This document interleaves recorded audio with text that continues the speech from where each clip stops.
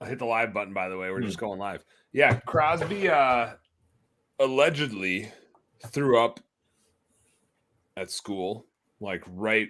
I mean, it had to be like right after I dropped him off. Hold on, I'm sharing this back to my feed.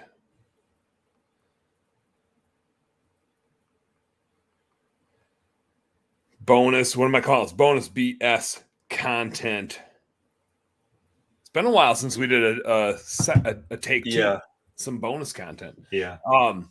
But no, he like so threw up right away when I dropped him off. I mean, I had a meeting from 8 to 9 with Janelle, my general manager, but I had to leave at like 8:15 or something. I got the messages. Yeah. So I went and got him. He was fussy. I probably put him down for a nap at like 9 a.m. And like I fed him before I put him down for a nap, and he slept till like 1 o'clock. He took like a 4-hour nap, which was sweet because I had calls basically until 1 o'clock.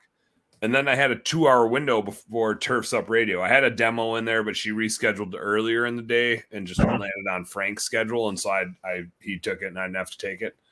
Nice. And then and during Turfs Up, he was like in a good mood, hanging out, just chilling on the floor, banging pots and pans together. And then like right afterward, he like got cranky and needed another nap. So like the timing of it was just as good as it can go. He wasn't sick. He was in a good mood. He just, I don't know what was going on. Just being Well, you always got to wonder though when they're like, oh, they threw up, like because he's what 11 months now. Yeah, like 10 months old. Was it just like a spit up? Yeah, like that. That's always that. You know, can we really be clear about this? Like my office manager, her daughter is always like sick and has to be sent home from school. And it's like, she comes in, like I'll see her, she'll come to work and I'm like, kid, you are not even remotely sick. And she's like, hi, Mr. Rob. Oh yeah. She comes to the office. She's hilarious. So, Sarah's our office manager and she's like, hello, Clean Power Wash, Sarah speaking. And she like just says it. And it's like the funniest thing. And then we're like talking at one point and like, asked her something, like asked her daughter something, and her daughter's like, mommy's a vegetarian. And it was like, it's like, you have a career in politics apparently. You know, like we helped him move this past weekend, and my Seth, she's like, I really like Seth, he talks a lot too. Like it's like she's like nonstop, she doesn't care like young, old, she's gonna just talk to you until just spitting out whatever's going through her mind. Dude, it's so much fun. Like, yeah, especially when it's like either throwing her mom under the bus or like you said, like, yeah, I'm sick, I wasn't at school, but I'm here and I'm fine. Yeah, I'm fine now. As a 10-month-old, I don't think Crosby pulled any nonsense. But I do think so. He has like a double ear infection going. But he doesn't care. He's like in good spirits. He doesn't know what he's missing out on. No, he don't even know. I mean, like his nose is running and stuff, and we got some amoxicillin for him. At the same time, he has pink eye. But we got medicine for that. He's just so your kid definitely should not have gone. No, I mean, like he's in that like phase of like, you got to give it 24 hours, blah blah blah blah blah. And so we've given him medicine and he's fine. And then he gets another symptom and another thing. Yeah, I mean, it's like when they're in that room in daycare, they're just always sick, and that's good. Like they need it, right? They got to get the immune system built up, and it's frustrating and a little bit annoying. But if I look at Danny, who's our 6-year-old, she's about to be 7, man, her immune system, like she's a fucking bull. She used to get sick, and that was fine. And like we've just intentionally would like let her get exposed to stuff. And Reggie's kind of the same way now. She's just turned 5. But man, it's so nice when they get to that age where it's like their immune systems are now built up because they've been exposed to so much. And it's just total, like, it's like Crosby's going to be going through that for the next couple of years where he's just always going to be sick and you're always going to be dealing with it. But I mean, even myself, like the stomach bug is going around big time. And actually Monday, I totally had it. unfortunately, I thought it was maybe like food poisoning. And so I still it was the one day of the year. 5-pound diet in 2 days. Well, so like I thought it was food poisoning. I never threw up. I felt like I was going to on my way to the office. I went into our window cleaning shop for like the only time this year. Maybe I'll go in the fall again. But I went in to cook everybody breakfast and got people sick. I don't know yet. I don't know. I haven't heard. I'm not prompting it. If Andy watches this, he's gonna be like, "You son of a bitch." I did tell Andy on the way there. I was like, "Yo, man, I feel like I got food poisoning. If I just got to like," and I had like, I want to give everybody else at the office food poisoning. Just want to let you. Yeah, man, I'm gonna undercook your eggs, but so I like wanted to go in and make breakfast sandwiches for everybody. That's kind of my jam, and we wanted to talk to them about the business model and and why they're here and how we do this thing. So he wanted me to come in and do that, and I was like, "Yep, Monday's a good day for me to do that." But I was like so sure it was because we had cooked some like chicken and pork chops the night before, and I wasn't super careful about like cross contamination from what I was touching. But I was the only one that got it, and I was like, yeah, maybe like is because I was like touching this and doing that. So it's likely if I was the one cooking it, if somebody was going to get it, it was going to be me, right? So I just wrote it off as I probably like got some food poisoning, whatever. I'm gonna tough it out, and then I cranked through it. I worked a full day. Like I said, I didn't throw up. I just like I was on the verge of every bit of it, but I have a pretty tough stomach. And the next day, like that was Monday. I forget if it was Monday night or Tuesday night. Well, tonight's Wednesday night. So it was Monday night. Like Sunday night into Monday, I wasn't feeling good. Monday night, Marty was throwing up all night.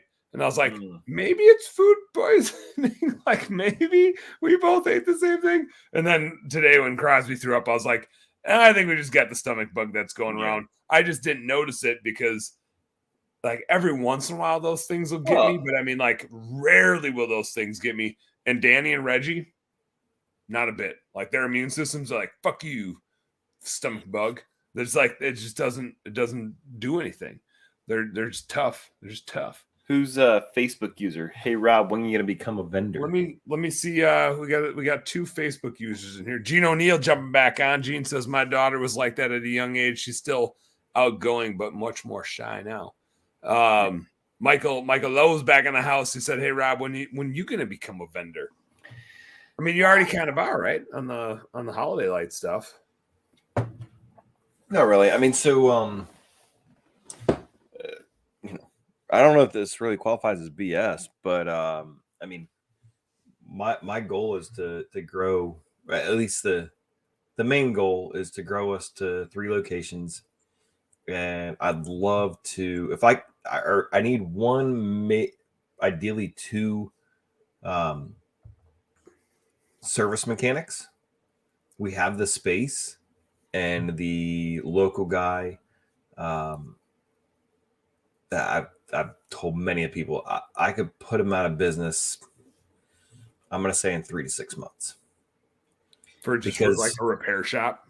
Yes, like Quick Connect fittings, and these are pre-COVID inflationary numbers. Like $10 for a coupler that was like $4 after shipping from Russ in Louisville. Which would that's the other, that's like the pipe dream is I would love to.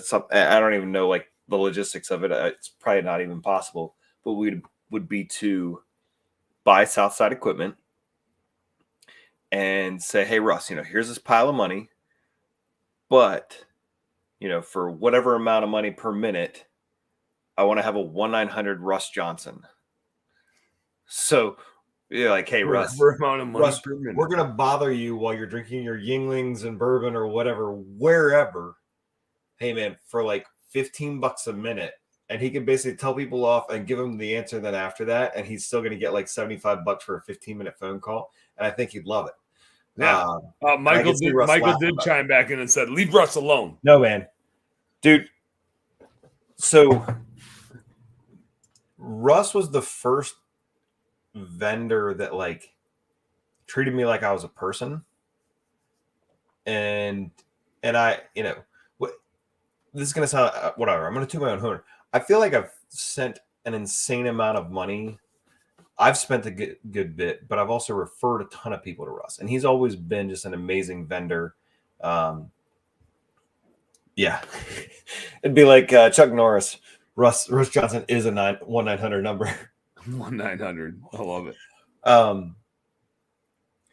But yeah, I mean, he treated me differently, spent the time talking to me, and the vendor that's down here by us, definitely, I was wasting his time when I was in there, somebody who's doing 25 grand. And it's like, dude, we're $1 million a year company, like, and at the end of the day, like, if you treat somebody like they're nothing when they're nothing, I mean, this is 10 plus years now. Like, I don't, that person is that previous owner is passed, but like, it's just something where I feel like there's a lot of vendors that could be like your local mechanic repair shop that know how to replace and fix a Honda, but they don't know anything about a Flow Pro or a proportioner or a booster pump. Or like, when I was like, I'm going to buy a pressure washer locally so I don't have to pay shipping and support local.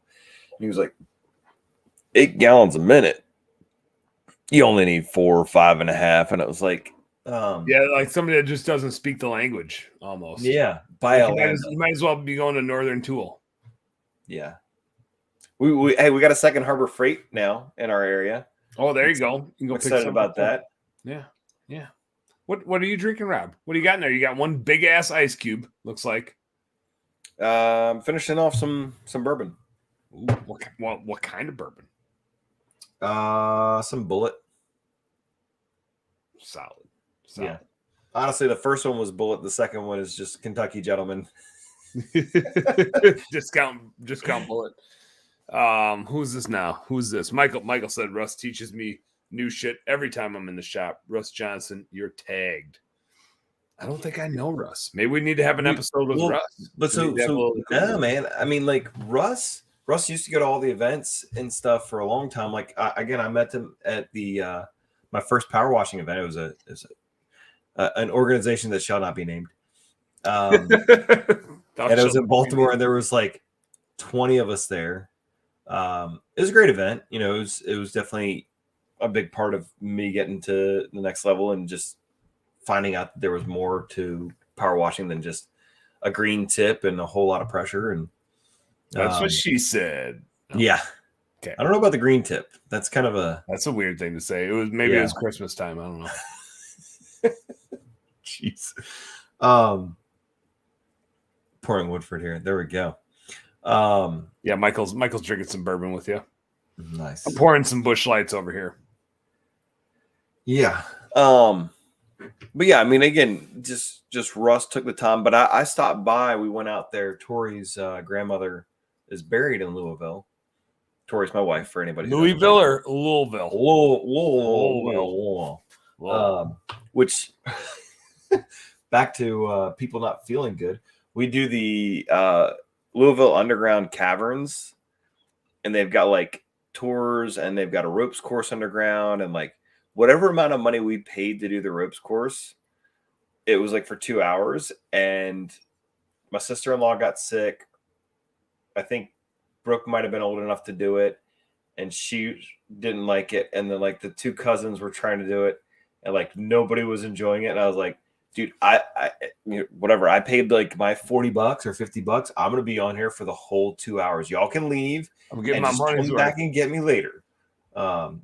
But yeah, everybody ended up like with food poisoning or sick with something or whatever, and it was a mess. It'll happen. Goes around. Right, she said. Yeah. I think this is Michael. In Kentucky, it's bourbon. Yeah. Man, that was fun though. We went to Churchill Downs while we were there, and being able to see all the different bourbons and stuff, which obviously now with the standard, get to see a good bit more options. I'm just not a bourbon guy. I don't mind it. I'd honestly rather drink a Busch Light than a bourbon. Well, I do like a good tequila. But it's like, what type of rubbing alcohol do you want? Well, but it's also like, That's why I enjoy the my first huge convention. Bud Light is what helped me survive. Mm-hmm. You know, you can drink a whole lot of Bud Light and still keep going, but you drink a couple of old fashions and you're like, all right, I'm good. I guess I need to go to bed. That's actually kind of my thing, is like, especially now, because when I go to an event, this is like, I don't have a good way to say it, but when I go to an event, I'm in demand. Mm-hmm. And I like that. Like, I want to be talking to people and helping people, and so it's good to be in high demand. And so people are coming up to me, and I'm talking to them, and I want to be talking to them for as long as possible because I love that shit. So I drink shitty light beer because that allows me to do what I'm really good at and really enjoy, which is talking to as many business owners as possible. And I It's feel a financial investment. It's good. Yeah, and if I start drinking hard shit, A, I'm not going to remember it all. B, I'm going to act like an asshole. C, I'm going to feel like shit the next day, so I can't do it again. Whereas if I drink 30 Busch Lights in a day, I'm gonna do the same thing the next day. Dude, what we're gonna do when we were at Responsicon, and I think you're like, hey, take my card and like go restock or whatever. You got like beer kids everywhere. Which folks, that's actually not really true. Keith Kalfas on this show. Okay, who said that? Is this that's all Michael. Michael's ripping the comments. Michael's the only person. So I gotta now I do have some Hornitos downstairs, but I do want to make clear, if you look at a Hornitos bottle, it's got my name on it, Michael. It says Plata right on the damn thing. Okay. So if you get the clear Hornitos. I mean, at this point, just give Michael a link, right? Just join in the conversation. So bottles with your name on it, right?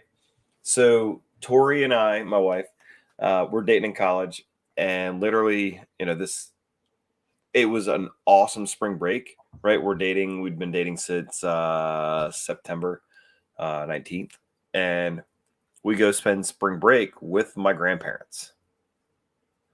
Like, my grandfather, captain in the Navy, definitely I'll say my idol, like as a kid. Like, he accomplished a lot, did a whole lot in the Navy and whatnot. And but anyways, go down and visit them, and they're part of this country club at their second house. We go in, and this is like backwoods Virginia, not some crazy, you must be worth $10 million to be in this country club, but just like, you're out here in the sticks, let's have a country club. Why not? So anyways, we walk in there, and my grandfather's like, hey, I believe you got a bottle of Jack Daniels with my name on it. And no shit, he literally has a bottle of Jack Daniels with his name on it because they had the Prohibition lockers. Yeah. And so they could serve your stuff. And so you just drop off your handle, and they put the little thing that says, Forrest Anderson, and here you go. Hell yeah. Yeah. Mine's not, I mean, you wrote it in Sharpie. Hornitos does have my name on it. They just slightly misspelled it. So Plata means silver in Spanish, but they spell it with one T, so they misspelled it because you spell my name with two T's.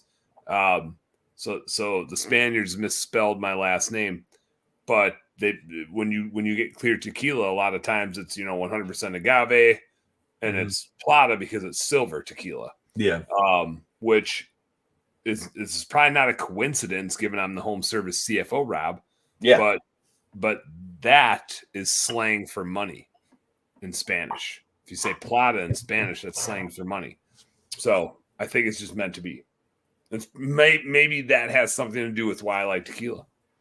It's good money tequila. Is that and I think this might also have to do with just my personality in general, which is tequila is like an upper.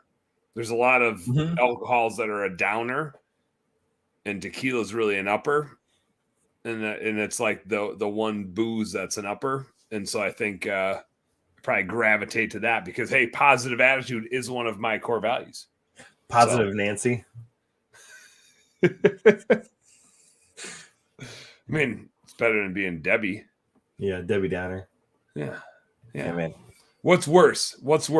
Being a negative Nancy or a Debbie Downer? Man. Or a Karen. Right, I guess what's the rhyme with Karen? Oh man. Or what's the alliteration with Karen? I don't think this audience of one has heard that story, but I mean, I went out to do an estimate for these people, and this is during COVID. The husband. By the way, Michael, I sent you the link on Facebook Messenger if you want to jump on. Husband and wife in their front yard raking leaves. Nobody else around. Tequila. With masks on. What? Yes. So that tells you a lot of what was going on. I mean, now, like, do you think they were wearing masks because of the pollen? No. Now, I want to be clear. Most people, Dan, may be different in the frozen tundra, but like when leaves are falling, pollen was 6 months ago. But so this person ends up, she calls and is like chewing me out left, right, up, down. Maybe they're allergic to hard work, Rob. Something. I think that they literally thought that instead of pollen in the air, the falling leaves were falling because all the trees had COVID. Maybe that was it. But it is airborne, you know. Yeah, it's airborne. It was. Just like your stomach bug. It's passed by hugs. Actually, I'm pretty sure I got it through a phone call because we were supposed to hang out with some people this weekend and we couldn't because they had a stomach bug, and shortly thereafter we had it. So I'm pretty sure viruses can travel through cell phones. It was mostly text message, though. That makes sense. We all know that viruses can travel through cell phones. Just normally not like bodily viruses. Our vocal cords can, so why wouldn't a virus? Yeah. I mean, it makes sense. Yeah, it's in our voice. When we breathe into the phone, so yeah, that lady had somebody stain her deck, like paint over a green deck, and then said that by us moving the ladder around that we like messed up the deck paint that this person was literally applying while we're doing a roof wash. And it was like, I was like, ma'am, here, I'm gonna go ahead and show you. Here's the width of my ladder. The spots are here and here. This is like, no. But she's like chewing me out. I'm in the middle of shooting like a commercial, and I'm on top of a dormer on this house stringing Christmas lights, and like had to repeat like 4 times, like, ma'am, we'll come over and check it out. I'll be by this afternoon. Boo! Ma'am, we'll be by this afternoon. You know, Marty, I'll be by this afternoon. And like my whole staff is like watching. We got like 6 people watching me. I'm just sitting on top of this dormer. You know, I've got like back when we had like the retractable earbuds. So they're up in there and I'm like, yes, Marty, I will be by there this afternoon. We're done now. We're done. And they're all like, I finally finished the phone call and they're like, how did you not just like lose it on her? I was like, well, 7 years of Verizon. I'm used to dumbasses. Yeah. We dealt with. It reminds me of that Snickers commercial where they have the dude on the sideline at a football game. He's like referee and a coach is just giving them business. The ref is right. Yes. I love that Super Bowl commercial. Yeah. And the ref is just standing there as if he doesn't even hear the guy. And the announcers are like, how does he put up with it? And then the next shot is like him at home on his recliner. And his wife is like, you said you were going to do this. And he's just sitting there like, ignoring everything. Is like not going anywhere for a while. I was like, oh man, that's just perfect. At some point, you just get exposed to the bullshit enough. You're immune. What's amazing with like, and that's where, you know, where the previous stuff was with marketing and ads and whatnot, is that ad absolutely got cut out because somebody got offended by it. Oh yeah. But it was amazing. A woman got offended that a man didn't listen to what they needed to have. You're going to listen to me, and you're going to take this commercial off. But no, I mean, like that's the craziness of it. Like that was an epic ad. We all laughed and thought it was funny, and then somebody pulled it. You know, I think in order for something to be canceled. Before it can be canceled, there needs to be. Which I had Andy Weens on the show, who has a like a junk removal following. He has a coaching business in that space, and he has a podcast. I gotta actually just send him an email to follow up. I gotta jump on his show, and I want to have him back on to do some Q&A. I think we should do a Q&A episode with you and I and him. I think that'd be a whole lot of fun. Okay. Probably sometime in June or July. But he had made the point, and I thought it was a good point. He's like, the cancel culture seems relevant, but it's already over because everybody's like, it already has a name. Once it has a name, it's kind of over, right? People are canceling the cancel culture because it's such bullshit, right? So it's an interesting call out, and I thought it was an interesting perspective of his, is that the minute you start talking about it and putting a name to it and declaring that it's a thing, everybody knows it's a thing, and everybody notices how stupid it fucking is. Yeah. And it just diminishes it, right? And so I think like the cancel culture is totally that. And it'd be super fun to create it where there would be a vote and be like, are we canceling this or not? Right? Because right now, like, the cancel culture is, if a couple people are super loud, like the majority vote doesn't cancel it, just a couple of loud ass people cancel it, right? And everybody else is like, oh, fucking God, like, you know, this thing's getting canceled because of some stupid shit that like 3 people hate, but everybody else doesn't give a shit about. But now we got to cancel it, and so it's going to go away like that TV ad. I feel like it should go up for vote. Everything that's ever been canceled should go up for vote. But so this is where, like, and kind of big tangent, but like, I went to a private Christian school for 10 years. And, you know, our entire class was like 26 students. And I feel like when you work go to school in a larger environment, people were more respectful of differing opinions in that environment.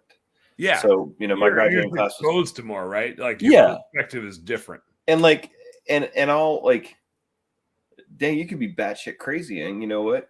You give me a couple reasons why you're batshit crazy. I'll respect that. You know, I believe in whatever else. Like, cool, man. Like, justify it. Give me, and not the whole like your truth, my truth, but like, justify why you believe what you believe or whatever else. Yeah, I'm not going to tell you you're a fucking moron. It's like, but like that's where like that mutual respect was fun to have. And like, I like that, you know, I went to University of Maryland. It's 25 to 35,000 students, if you're including grad students. And it's like, if you don't like the people you're hanging out with, guess what? There are other people on campus that you will agree with and be able to hang out with. And like, for it to get to the point where we're canceling stuff when it's not even, it's crazy how much it doesn't even take the smaller group. Yes, they are way squeakier and way more judgmental. That's what we're saying. Like, big time. They're the loudest voice. And it's that's why they say the silent majority. And I was watching something with Elon, and it's insane to think about what he's done at Twitter because somebody with, you know, the billionaire status said, sure, I'll buy you. Like, if that happened at like if Elon decided to buy Facebook, you imagine the amount of stuff that would be truly uncovered. And it's crazy, like, because it was like, Elon, why are you all their bullshit about what they promote, right? To like, just to fucking draw a wedge in between people. Yeah, it's crazy. And it's interesting to see, like, you know, because and Elon's become somebody fun to like just talk about, but like, what his motivation is so different. You know, we're talking about, and what I'd given previous presentations on social media marketing was that, you know, the number one goal of Facebook is to keep you on Facebook as long as possible. Same thing with TikTok, same thing with Instagram, same thing with anything that you use. Their number one goal is to keep you on there. So if you play by those rules and keep people on the platform, that makes that platform happy with you. If your number one goal when you're doing an ad on Facebook is to pull people off, Facebook doesn't like that. TikTok doesn't like that. Like, it may serve us, but we have to understand that at that point, Yeah, that I think you're a little wishful thinking there, Mike. Yeah, Mike said get rid of the AI at Facebook. That'd be nice. If we could just get rid of the what was the independent review panels, or what was that? In whatever the fake BS independently reviewed or whatever that thing was. I know what you're talking about, but I can't put in better names. Anything that mentioned COVID or Trump, and it was like, oh, the fact checkers, independent. Yeah. I was like, right. How independent are they now? Do they get a Facebook check, or do they get like a paycheck from like the left and right? Like half their paychecks Democrats and half the paychecks Republicans. Is this how that works, or is this? I don't think so. It is really interesting. And I'm making this go way too political. Sorry. I mean, but it is funny because like you can look at like socialism and communism.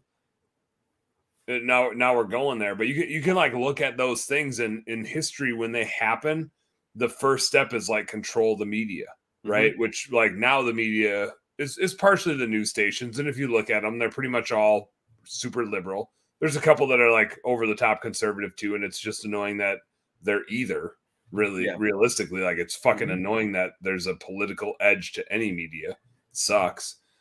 But social media for sure is super biased, right? It's like who owns the media, and that's the first step.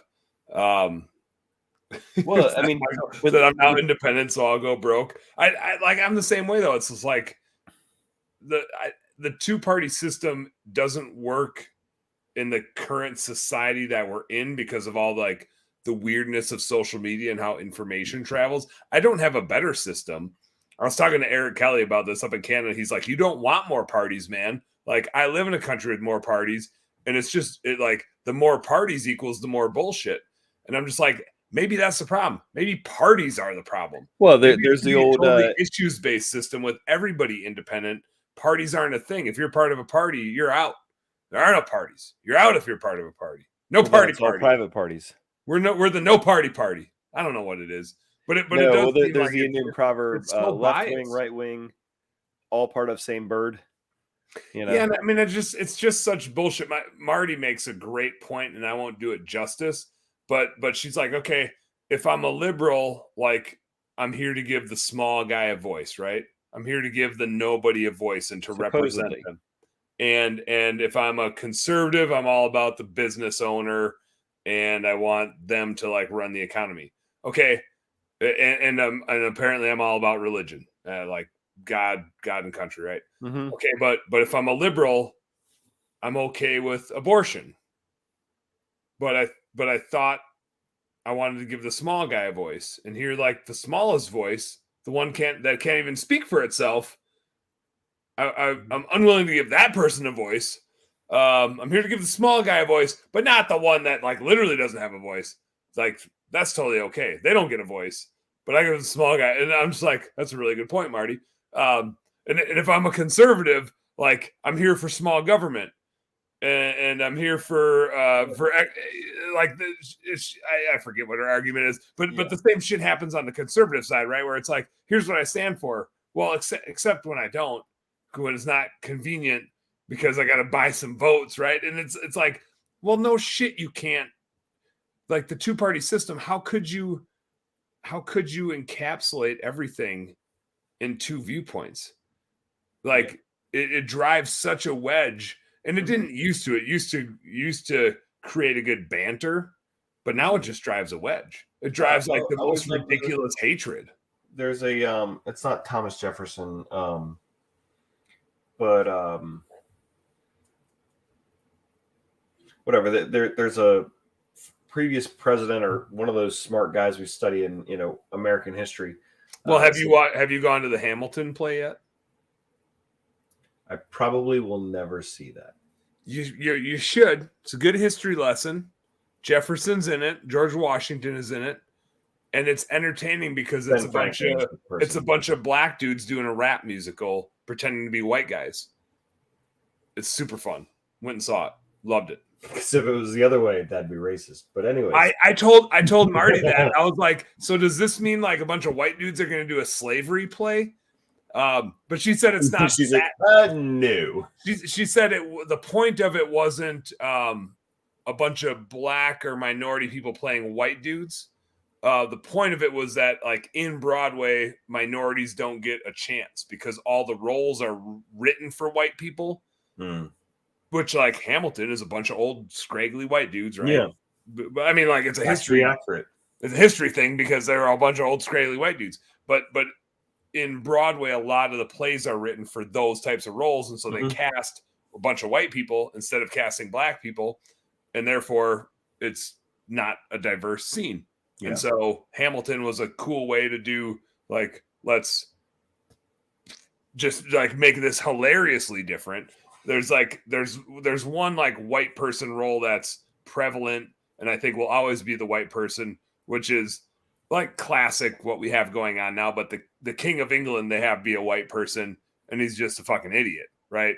And it's just like the white male is going to be the asshole for a long time now. But cool, I'm good with that.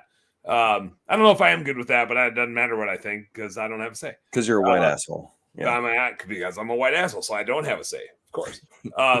But Hamilton was really funny and really well done, and it was historically relevant. It was a good history lesson. You should watch it. I think you can watch it. I think you can watch it on Disney. You can go to it live, but you could also watch it on Disney.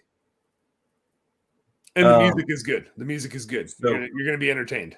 The quote was Benjamin Franklin's is the mark of an intelligent mind to be able to entertain a thought without accepting it. And that is a huge thing that I don't feel like people understand. Like, take what I actually said, not what you heard, or not what you thought, what you wanted to hear, and destroying that.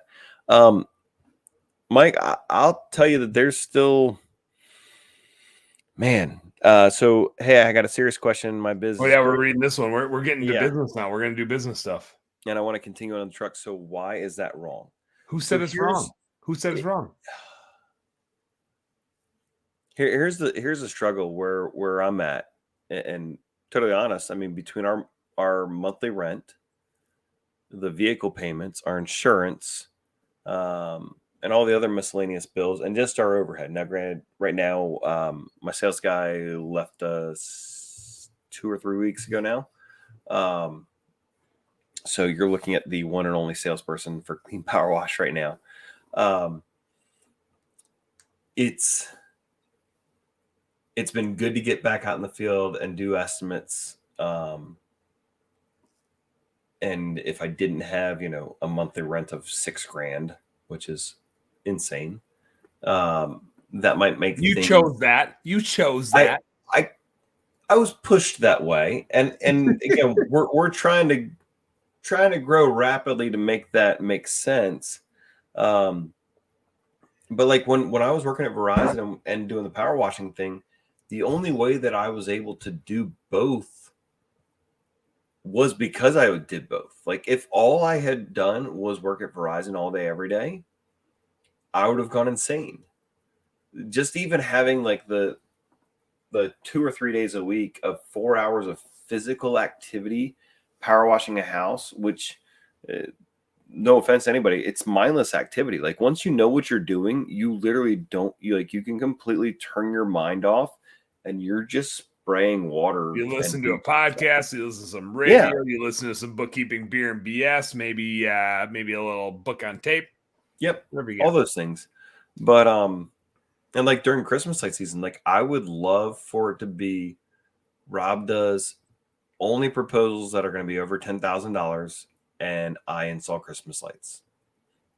I would love to do that for like 6 to 8 weeks.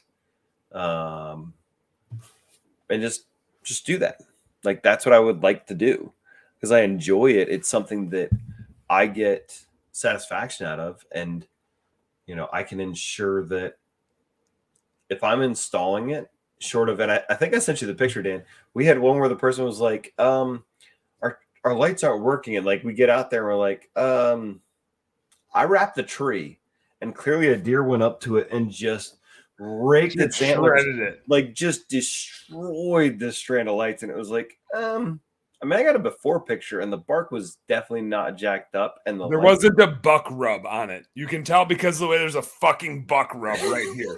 Let me run a quick YouTube video and show you what a buck rub looks like. I don't know if you're from around these parts, but there's things called deer and they have antlers. This is just some shit they do. But and again, the stay small, keep it all mentality. I mean, the biggest thing on that is you want to have some, income security. The way that I can take off, time to drop my daughter off in Minnesota and hang out with Dan for some amount of time. We'll see that in June. Well, yeah, so we still gotta get that on the schedule. I've messaged you like a couple times of that. June 20th. June 20th. I literally haven't bought my plane ticket back because I'm gonna just hang out for like a month. No. It's literally, and then she gets done like July 16th. So, hey, I'm around on June 20th. Okay, I do have. I'm going to be around too. You didn't send me a calendar invite though. No, I don't know how to do that. It's called, hey, I'm going to be there. Can you say, hey Google, add this to my calendar? What time are you going to be here? What time are you coming? Okay, but first you'll have to unlock your device. Classic. I was listening. What's the title of the event? I don't know. Okay, when is the event? Michael says, I was thinking a new upsell could be litter box cleaning. Since some people are using them. Oh man, that's good. So Michael, I do think I run into this a lot, which is, what's the right time to get off the truck? And to me, it comes down to three things. When you're deciding what to spend your time on, you need to accomplish three things, which is, what are you really good at? Maybe that's being on the truck. Maybe that's doing the CEO stuff. Maybe that's working on marketing stuff, whatever it is. What are you really good at? Two, what do you love to do? You have to do something that you love to do and that you're really good at. If you can't accomplish those two things, things just aren't going to be good for you. You're going to be miserable. The third, though, is, what is somebody willing to pay you a shitload of money for? If you are really good at like art and you love it, but nobody's willing to pay for it, then don't fucking do it. Like if nobody can pay you for it, it's not worth doing, right? And so there's a point in time in your business where what you're really good at, what you love to do, and what people are willing to pay you the most for is being on the truck.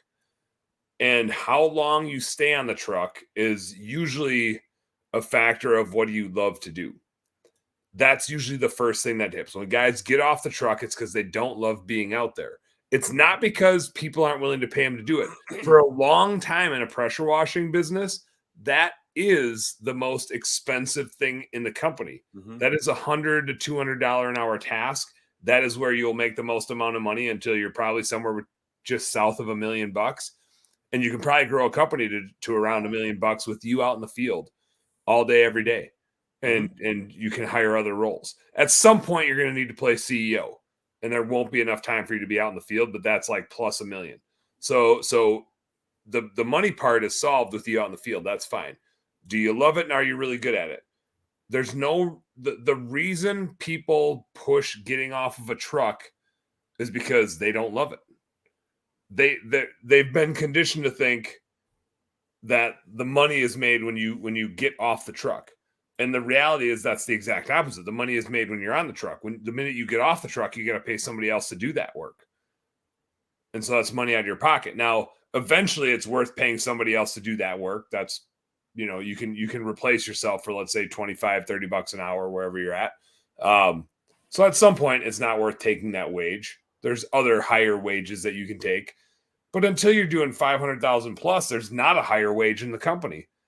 The salesperson doesn't make that much. The office manager sure as hell doesn't make that much. No other person out in the field makes that much. So if you're like the dude running the crews and you're the operations manager And even I'll say the operations manager of $1 million company is still out in the field every day. Should be. Can't the $1 million business doesn't make enough money to pay an owner, an ops manager, an office manager to not be out in the field. If you got 3 people sitting idle in the office all year, there's not enough money to go around to pay for all those people to sit in the office. You got about 15% of your revenue out in the field. What's that? How much time does Andy spend out in the field? He's been out all week doing high-rise stuff, and we'll do about 1.5 million this year. He does it seasonally. Springtime, he'll go out and help with training. In the fall, he'll go out and help with holiday lights. In the summer, he'll kind of stay back and do more sales stuff and work on bigger contracts. And obviously in the winter, he's working on systems and processes, and there's just nothing out in the field for us here. But so I don't think you need to get out in the field. I think getting out, or I don't think you need to get out of the field. I think if that checks the 3 boxes for you, stay there longer than most other people would. Says he's best at sales, loves helping people better themselves, shit ton of money, don't see the path as of yet.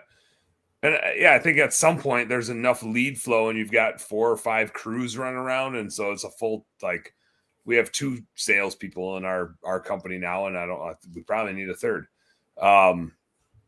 But so and under 200K, it's comfortable. And that's just the thing. Like, yeah, when you're under 200K, there's no, like, if you want to stay there, if you're comfortable, I think my point would be, if you're comfortable being comfortable, that's fine. There's no reason to get out of there. If you're like, man, I'm comfortable and I know I'm not supposed to be comfortable and that sucks to be comfortable. Like, I know then I'm not pushing myself. I'm not learning new things. I'm not trying to tell you anything. You got to decide for yourself. But if there's a clock ticking in your mind that says, like, hey, if you're in your comfort zone, that's a bad thing, then I'd say it's still not a problem to be on the truck until you're pushing 500,000+. You're going to go hire the office staff. You're going to hire enough employees to run 3 trucks. You're going to outsource your marketing stuff. You might hire a salesperson. You can still be running all the crews and running the business at the same time. There will be a tipping point where you need to fire yourself and play CEO, but it's not at 200,000. That's for damn sure. Well, so, I mean, the last 3 comments from that person, whoever that was, I mean, that's kind of the thing for me was, I want some income security. And if it's, like my buddy Chris Coons, whatever, he was one of the first. Kunze. He goes, yeah, Kunze. He came down to visit. He was one of the first people, I believe the first person who actually came down when I was in the YouTube channel, like hot and heavy, and like came down to learn stuff, and he's been doing really well. Dude had a heart attack. Like, sometime in like the last 3 or 4 months, and like fortunately his wife she's learned how to do stuff. I feel like you're like I saw him at Sales Boost and he was doing okay. Yeah, but that's the kind of stuff that you get to a point where what happens if I get injured. I know several guys twisted their ankle, and it's like, if it's just you're screwed at that point. Like, it's hard enough to train somebody, find somebody and train somebody right now when you're able-bodied. You get injured and then you're like, hey, Dan, this is how you power wash a house. Don't open up a beast and think that you're going to be able to do this. You're going to need to follow these instructions. Like, it's challenging on that, Yeah. Michael chimed in. He said, if something happens to me, I'm fucked. And I do think, I'm going to present on exactly this at the huge convention this year. Is that the title? No, it's not. If something happens to me, I'm fucked. That's not the title of my presentation, but it's the purgatories of scaling, how to grow through the suck. Mm-hmm. Because, Michael, the minute you start hiring other people, you're going to make less money for a period of time. Mm-hmm. And that's the truth of it. You're buying freedom, right? You'll eventually make more money as you scale a business. But at 200,000, you're probably netting over $100,000. And we did 1.2 million last year, and we netted 60. Now like Andy took a decent salary, and we made some crazy ass investments to grow. We spent $70,000 on marketing that didn't work at all. We started High Rise and had a $20,000 liability insurance bill for a company we hadn't even started yet. The year before, I think we made $130,000 in net income. But like so it ebbs and flows based on your investments. But if money now is important, stay the same size. Just keep cranking out $100,000 a year. Just make sure you have really fucking good disability insurance. So if you do get hurt, you don't lose too much ground. And that's something that small. Just have really good disability insurance. And I think we've talked about that with Corey. That I mean, everybody, I've got a good life insurance policy. You're way more likely. I mean, granted, you have 100% certainty that at some point in your life you will die. But so smart, Rob. You're so smart. I mean, bourbon makes you brainiac. But to have you're way more likely to get disabled than die. In all honesty, during your lifetime, and that's where having that income security, or having, when I go to the huge convention, and even if I bring Andy with me, we'll still have three trucks running, still bringing in $4,000 to $5,000, $6,000, $7,000 a day. Doing those things. And that's where it is nice. I've got both my daughters are volunteering at a camp for the summer, or for a month each time, and traveling for AMP, that use the formerly cool named organization. And then, going to the huge and figuring out all those things. And it's definitely, there's those benefits for it. But like you said, I mean, the amount of profit that we get is nowhere near it. But also, like, when not like I did nothing, like I'm still actively going out and doing a lot in the business every day. And I'm still pulled all a million directions. And yeah, if you can be disciplined and save a bunch of the money that you're making right now, instead of like, oh, I make so much money. Like, we did work for a guy who's got a business, and I thought he had multiple crews and was doing all this stuff. And he's like, yeah, I do 75 grand a year. Been in business for like 15 years, and he wants to talk about selling his business. And it's like, I don't want your job, man. I can give you 20% on like what we do next 2 years, but like, and it's also hard because I always feel like if you're not growing, you're dying, which I think, that I still want more.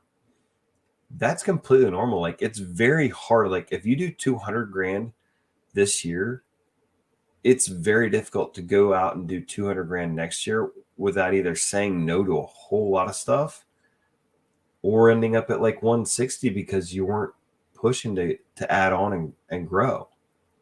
Like, it's, if you're doing a great job, like we got an up and coming guy in our market, and he's definitely where I was several years ago.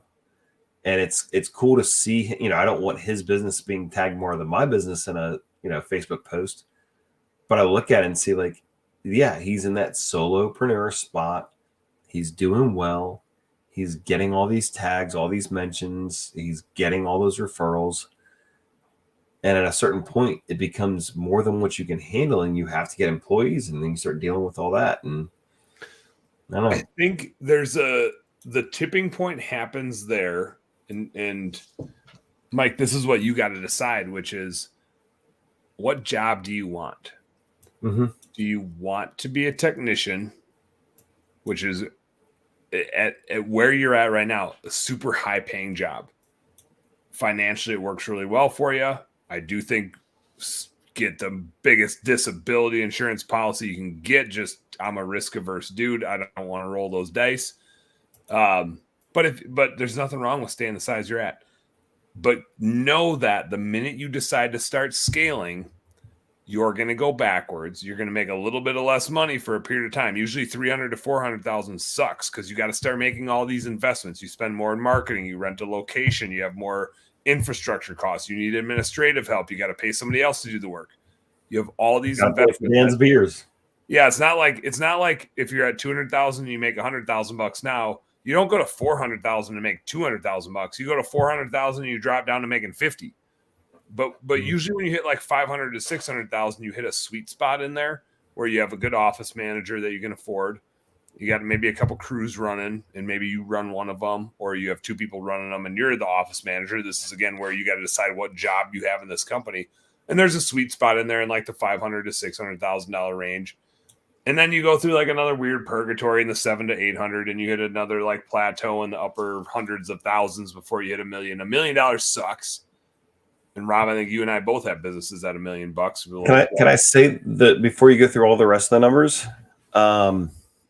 Everybody always says that the level that I'm in is the worst level. Yeah. Oh man, once you get to like, when you get to 500 to 750, man, that's so hard. But to 750, no. So when you're going from 750 to $1 million, it's insane. You get all like the problems just change whose name or what position is the problem and what the issue is. The problems do not go away until you're like $100 million and you're being sued by the government, and then that's your CFO, Dan. It's his problem now. Yeah, and to that point, Rob, you're exactly right. When you go from one level to the next level, like I don't like talking about levels because you skip the reason why I'm doing my talk on purgatories at the huge convention is because it sounds like you just jump up there, and really it's like that sounds great, but like all the shit you need help with is the stuff in between to get to the next level, because you just encountered a whole new set of problems when you got to this new level, and problems that you didn't have at the last level and you might not be equipped for. The reality is right now, Mike, you don't have the same problems you're going to have when you said goal is 2 trucks in your post there. You don't have the same problems you're going to have right now that you will have when you have 2 trucks and you're going to need to hire an office staff. The number of employees, the situations that are going to happen, the trying to be spread everywhere at once. And those problems are only going to get worse. And then eventually you're leading a team. And then eventually you're leading leaders because you can't lead everybody. So you got to start hiring other managers. And how the hell do you even lead a manager? And how do you convey your core values to them so they can convey those core values to your team, right? So the job keeps changing. And I think what you need to make sure of is that you want that job. Because right now you have a really high paying technician job. Mm-hmm. When you go to 2 trucks and an office manager, you have a really nice you can have a really nice paying manager job. You won't make much more money than you make now, but you'll buy some freedom for sure. Mm-hmm.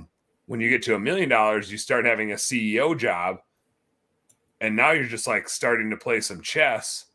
But do you want to play chess? Like, do you like playing chess? Do you like tactical stuff or strategic stuff? Do you want to be a CEO or do you want to be an operator?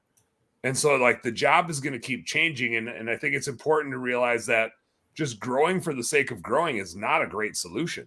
No, it's not the end all be all. You're just going to get to it. There's no like, you can say there's light at the end of the tunnel, but the light is just a new set of problems you've never encountered before. So do you like a new set of problems, or are you cool with the set of problems you have now? Because you can make money every phase along the way. To go from one phase to the next phase, you're going to lose money in between. There's a lot of investments to make to get to that next job. And you might get to that next job and be like, oh shit, I don't like this job. I didn't want this job. I thought this job was going to be like my last job. I thought I was just going to make twice as much money.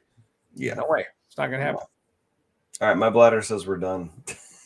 I mean, we did just go another hour. I think I might tell Jairus to just make another podcast episode of that. Yes, indeed. There's definitely some nuggets in there. There's also some BS, but naturally, as always. I think the back half had a lot of nuggets in it. The first half was BS. The back half had a lot of nuggets. Just skip all the politics part.